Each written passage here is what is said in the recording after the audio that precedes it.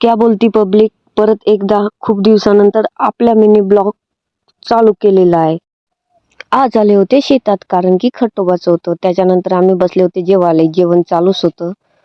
तर दाखवून द्या म्हणलं पराठी कशी दिसते, तर खटोबाला आले होते. कारण की मग गेले तिकडे टोबासाठी. मग झालं पण टोबणं. आले मग ट्रॅक्टरवर बसासाठी. त्यांनी पण आले. मग चालू केले ट्रॅक्टरनं. मस्त जात होते.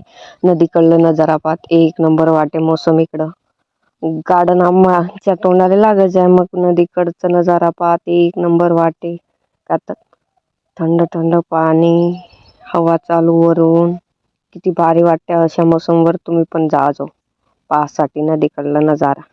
आज काढतो उद्या काढतो म्हणून ब्लॉग काही काढणंच नाही झालं. पण आज तर नक्कीच काढलं कारण की आपलं चॅलेंज चालू आहे. 1000 सबस्क्राईब कंप्लीट करायचं. कोणी नवीन असेल तर सबस्क्राईब करून घ्या बाई यूट्यूब चॅनल. इंस्टाग्राम ID पण आहे, फॉलो करून घ्या.